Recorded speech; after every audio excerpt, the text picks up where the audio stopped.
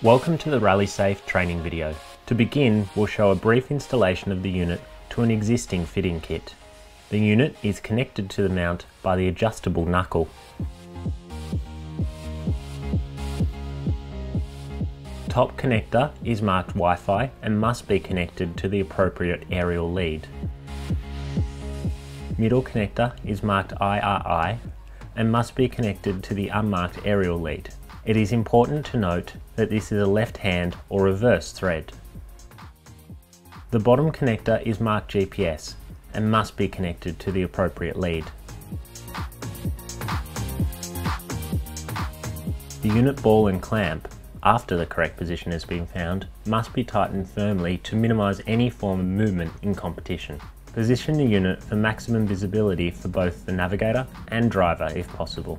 Plug the power lead in carefully, making sure not to force pins if misaligned. The unit is now properly connected and will boot up, running internal tests and acquiring satellite lock.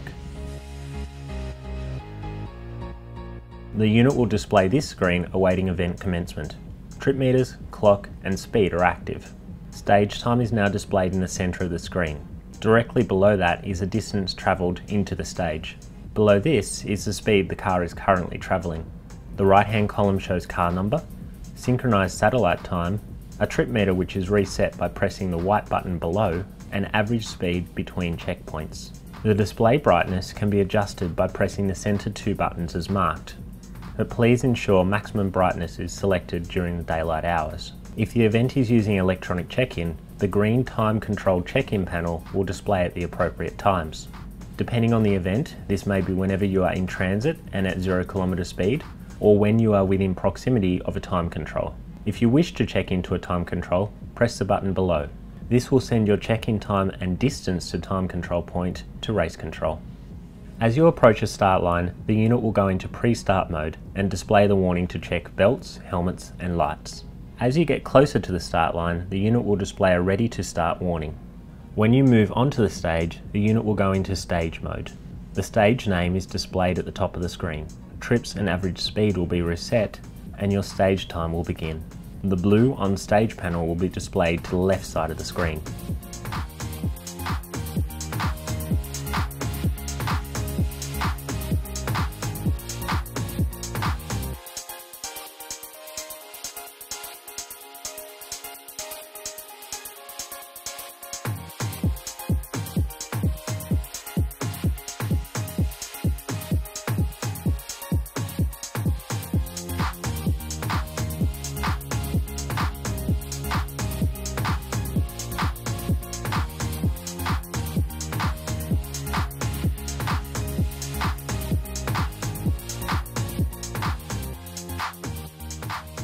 If you wish to overtake a vehicle on stage, press the button below the blue on stage panel. The unit will display that you are transmitting an overtake request and continue to show your current speed. The receiving unit will display the overtake request with the car number requesting to overtake and the distance between the vehicles. These screens will display for 10 seconds or until the transmitting car is moving away from the receiving car. If you haven't overtaken the vehicle in this time, press the button again to repeat.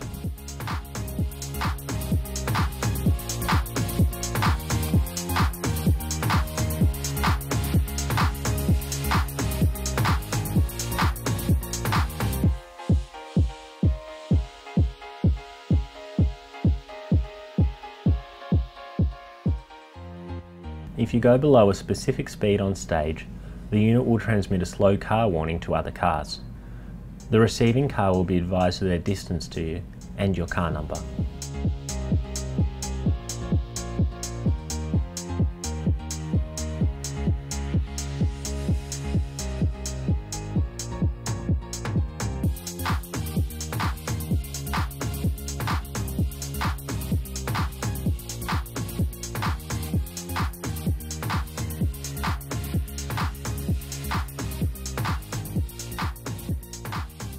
If you have an incident while on stage, the unit will go into hazard mode and instantly begin transmitting to race control and following cars. The currently transmitting hazard will display in the centre of the screen, with upgrade and downgrade options to either side. There are three hazard types: OK, Hazard and SOS. If you do not need emergency assistance and the car is off the course and not impeding normal racing, select OK by pressing the button below. This is equivalent to a green flag in circuit racing. If you do not need emergency assistance, but the car is on course or the course is otherwise affected, select the hazard option. Note that this is automatically selected as soon as the car stops on stage. This is the equivalent to a yellow flag in circuit racing.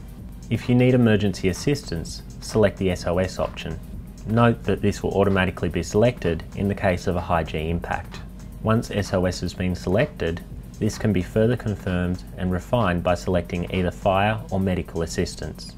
This informs race control of the type of incident and allows them to respond appropriately. If you're the first car on scene, make sure you set your unit to the appropriate hazard. This gives race control invaluable confirmations of earlier messages sent, or in the event of catastrophic destruction of a unit, will alert race control to the situation.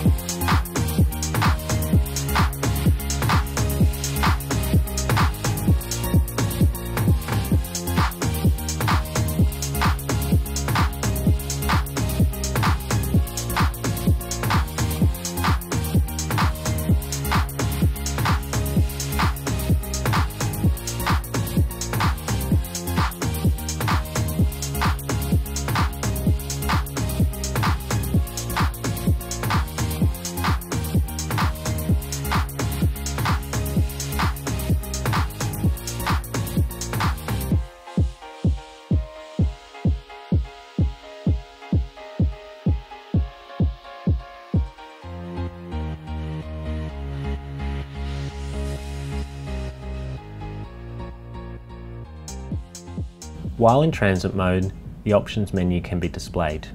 This gives you access to your stage times and the option of sending a manual hazard while in transit. The time screen will list all stage, marked S, and transit, T, times collected since it was powered up. Scroll through the stages with the next and prev options. If you send a hazard in transit, you can upgrade or downgrade as normal, but you can also cancel by pressing one of the middle buttons. If at any time the unit loses power, it will display a power lost warning on the top of the screen. The units are equipped with internal batteries. However, these can only charge when connected to power, so it is important they are kept powered up at all times to prevent the battery draining.